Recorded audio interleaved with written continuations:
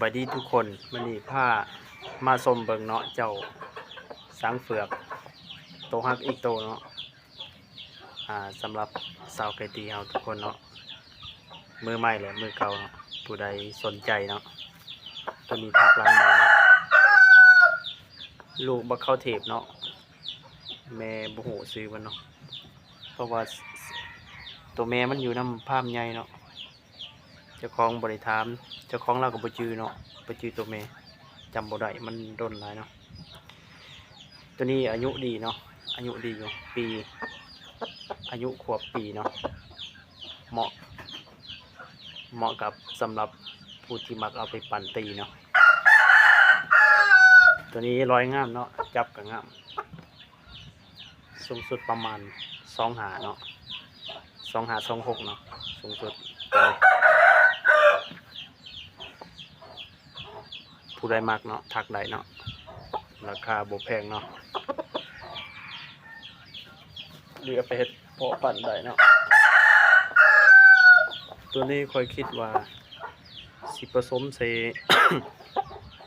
บิ๊กจิ๋วของรวยอีกทีหนึ่งเนาะตัวนี้บ่ทันได้ลูกเนาะเตะดีตัวนี้เนาะผู้ใดมักกระทักได้เนาะมันบ่ค่อยยื่นให้เบิ่งเนาะปกติมันก็ยื่นงามเนาะมันแต่ว่าถ้าจับนี่มันบ่อยากมันบ่ค่อยสิ้นปานใดเตะประมาณเตะซ้อมซื่อๆเนาะแต่ว่าซ้อมบ่ได้ดนเนาะซ้อมประมาณ13 นาทีเนาะตัวนี้เนาะประมาณเตะบ้านนี่ประมาณ3 เทื่อเนาะประมาณ3 เทื่อเตะซ้อมซื่อๆเตะให้มันออกกำลังกายซื่อนะแต่ว่าบินดีเนาะตัวนี้สโลว์ดี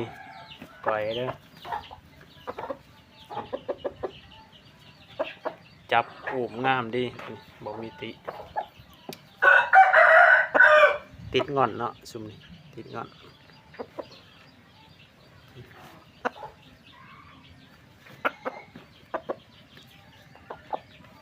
คลิปนี้ก็สิบ่มีหยังไรเนาะพี่น้องเนาะผู้ใดมักก็ทักมาได้เนาะหรือเอาไปเฮ็ดพอพันธุ์ได้เนาะเอาไปตีก็ได้เพราะว่าอายุก็ขวบปีเลยเนาะนี่บอกรอ